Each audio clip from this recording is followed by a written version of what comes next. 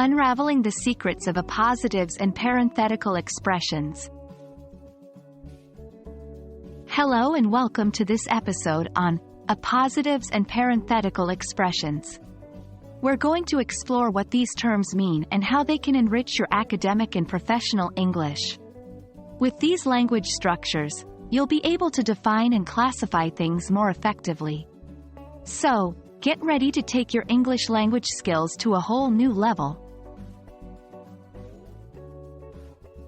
An appositive is a noun or noun phrase that follows another noun or pronoun and explains or identifies it.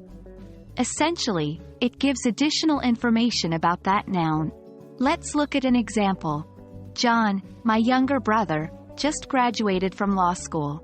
In this sentence, my younger brother is an appositive. It provides more information about John. The appositive can be essential, without commas, or non-essential, with commas, depending on whether it's crucial to the meaning of the sentence. Now let's move on to parenthetical expressions. These are words or phrases that are inserted into a sentence to provide extra information or to clarify a point. They are typically separated from the rest of the sentence with commas, parentheses, or dashes. Here's an example. The new car, to be frank, was quite expensive. In this sentence, to be frank, is a parenthetical expression. It offers additional commentary on the statement. Removing the parenthetical expression would not change the basic meaning of the sentence.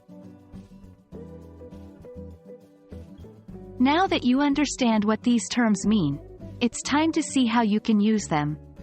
Appositives can be a great way to add extra information or to define something. They can be very effective when you're trying to explain complex ideas. For instance, Einsteinium, a synthetic element on the periodic table, is named after Albert Einstein. Parenthetical expressions, on the other hand, can provide clarification or extra commentary. They can be used in a variety of ways, such as to insert an afterthought, to add information, or to show the author's attitude. Here's another example.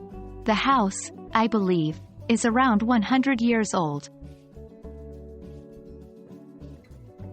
So that's it for today's session on appositives and parenthetical expressions. Hopefully, you now have a better understanding of these terms and can use them to define and classify things more effectively in English.